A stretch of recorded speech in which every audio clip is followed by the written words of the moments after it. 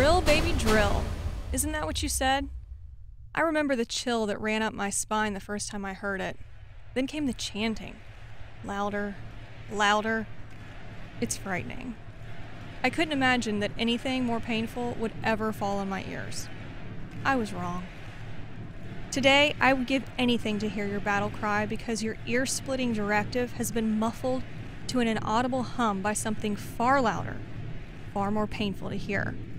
Today, the chants from your chorus of oil-hungry followers has been replaced 1,000 times over by the cries and sobs of my neighbors in mourning, sobbing, weeping, gasping for breath, the sounds of hearts breaking, of lives shattering. It's deafening.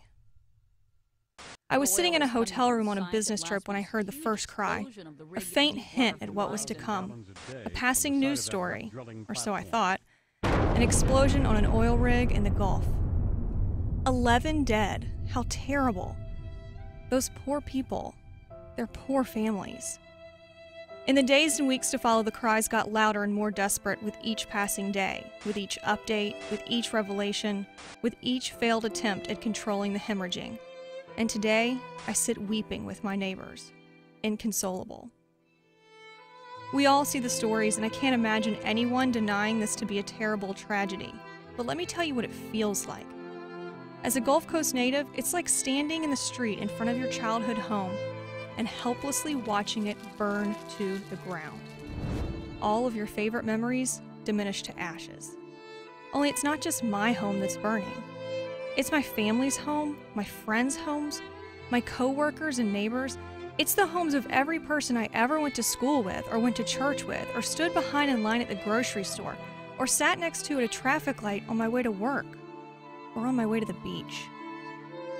All these people stand with me hand in hand today, stretched from our sugar-white shores of Florida to the wildlife-rich marshes of Louisiana and beyond. Our weeping has long since drowned out your chanting, and you're still chanting. Despite our pleading and praying, you are still chanting. We are the ones you've referred to as extreme greenies in your self-righteous postings and sound bites. Well, forgive us for knowing a bad thing when we saw it. Forgive us for not believing you in 2008 when you condescendingly told Joe Biden that offshore drilling was safe and environmentally friendly. Forgive us for getting a little angry when still today we hear you defend and even promote the very thing that has stripped us of our homes, our livelihoods, our beautiful, defenseless wildlife. Forgive us if we don't enjoy watching Mother Earth being raped and then spit on as she writhes in pain. Forgive us if we never want to see this happen again. Not in our backyard. Not in anyone's backyard. Not even in yours. Do you remember the sense of pride that came over you as the convention center roared with the voices of thousands chanting, "Drill, drill, drill"? Do you remember the smiles and the fists pumping? Drill, drill, drill. Do you remember the ringing in your ears and the chanting so loud you could feel it in your chest? I'm sure you remember it like it was yesterday. I know I do. My neighbors do too. I remembered it when my niece sadly returned from the beach last week. I remembered your chant because at 3 years old, she knew that was her last trip to the beach before the oil hit. No 3-year-old should understand that. I remember it with every gust of wind that stings my nose. I remember it with every news story, every picture of our dead and dying fish, our suffocating pelicans, every second of live footage from the Gulf floor of our Earth bleeding.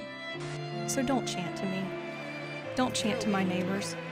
We're busy trying to deal with the brokenness inside of us. We're busy starting over, cleaning up the mess, and picking up the pieces. Drill, baby, drill. Drill, baby, drill. Drill, baby, drill. Drill, baby, drill. Don't you dare chant to us.